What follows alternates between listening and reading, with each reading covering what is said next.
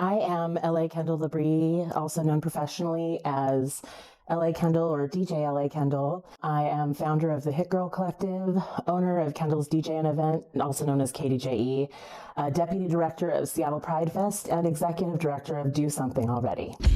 I got 'em backs pumping, I got 'em backs pumping, I got 'em backs pumping, I got 'em with the pump. Well, first of all, I want to say that would be the most clippy, trippy mix ever, because 32 years in the industry in Seattle. When I moved to Seattle, it was Kurt Cobain, Nirvana, and the city was awash in flannel. You know, you've got groups like, more recently, Fly Moon Royalty. Plus, as a DJ, I can't deny labels like Viva Recordings and Uniting Souls, based out of Seattle. All of this would probably come together in a rocky, hip-hoppy, underground tech house mashup that would be mind-blowing, like an acid trip.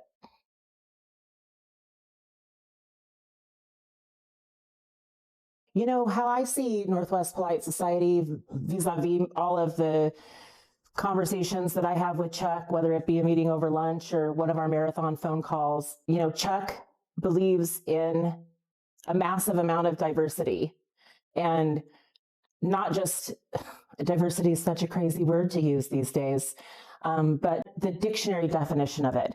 All types, all manners, all ages, all genres.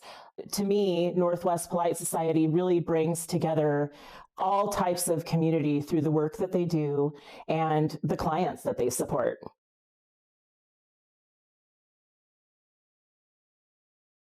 Tenacity. Everything that I've done and accomplished has required an incredible amount of tenacity. I started Hit Girl because as a female DJ, there were not a lot of opportunities, and you can only DJ in your basement for so long before you need to be out in front of a crowd. So I started Hit Girl along with DJ Ginger Vaughn, Julie Herrera, and later on DJ Andrea.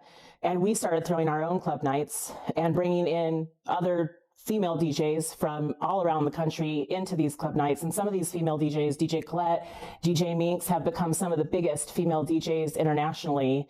And I'd like to think that we played a small part in that. Kendall's DJ and Event, my own business. I was a DJ performing at other people's events. I was feeling disrespected, frankly, and I was seeing a lot of holes where it could be better. And so I decided to start my own business, and it took a lot of tenacity to develop a client base, staff, and partners that I now have worked with for 13 years, year over year over year. Seattle Pride Fest, another really great example. I started the first 2 years as a DJ, and the third year I was like, this DJ stage could be something a lot more. So I went home after that year, and I wrote up a proposal, and I approached Egan Ryan, the executive director of Seattle Pride Fest, with that. And he, as a leader, respected that and gave me the opportunity. And here we are now 17 years later, having worked on this festival and grown this festival into something pretty amazing for the community together. And then, lastly, I would say the tenacity to start this nonprofit that we just recently started last year, in May of last year, called Do Something Already. A bunch of us, I started it with Caleb Dameron from Beauty Boys and my wife, Amy Kendall LaBree. And, we were talking about how everybody's always sitting around talking about what can be better, complaining about what needs to be done, all these great ideas, but then nobody ever does anything about it. So that kind of gave us the idea to start Do Something Already. And Do Something Already is a space for fulfilling all of those thoughts and ideas that come across our plate, and doing something about it already. And all of that takes an incredible amount of tenacity.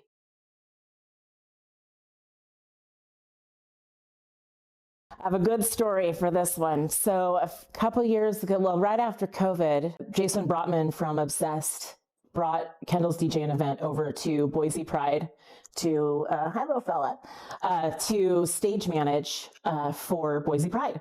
And about 2 hours before our big headliner, who was Todrick Hall, was going to take the stage, a huge rainstorm passed over the main stage.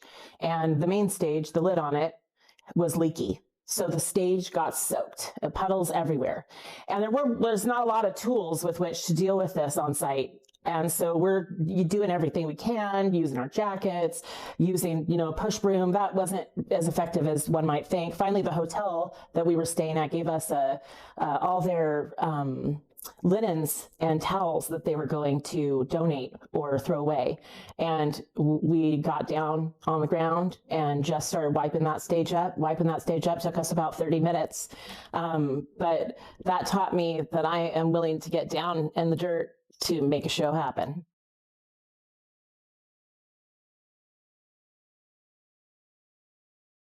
I feel like Chuck and I have ruminated about this quite a few times over the years, and probably eventually we'll make it happen. But I think it would be an incredibly diverse, multi-genre.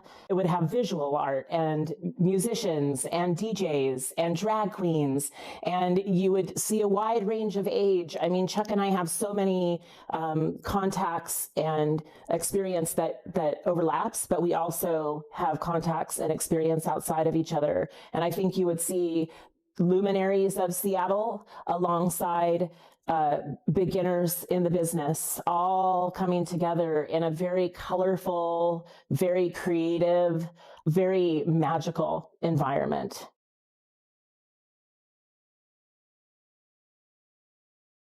I think that one of the main ways that how people interact with music has changed since from when I started DJing and going to shows, frankly, till now, is that back in the 90s, you were at a show and you were enjoying the show. You were watching the stage. Maybe your friend had a disposable camera that they were messing around with.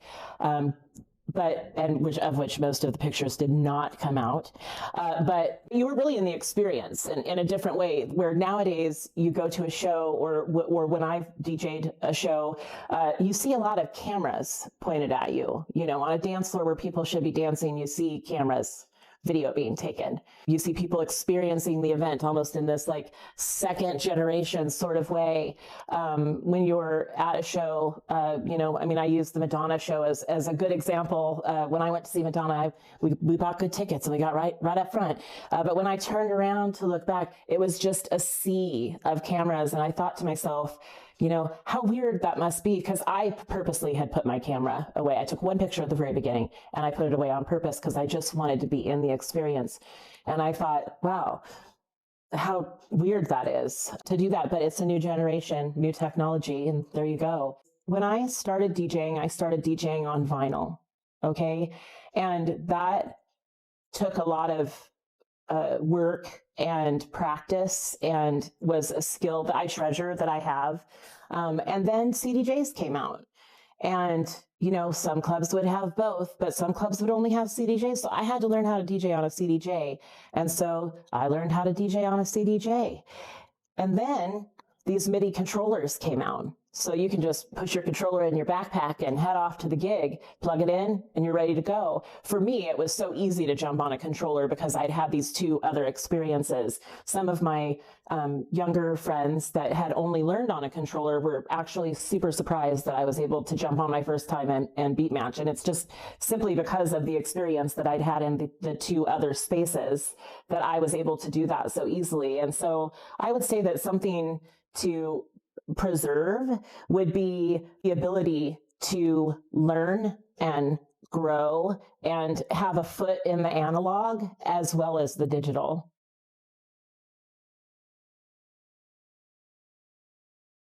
So this is going to be an easy answer for me, but it might be a big eye roll for anybody watching this interview. It would be Madonna. I mean, Madonna inspired me so much as a young girl. She has been an activist through her entire career. I think she's done a lot for the LGBTQ community. And if there was one artist that I was going to want to sing and be able to sing ballads alongside dancey stuff, the full range of emotion, it would be Madonna. She's got 30 years of classics. I mean, it would never get old.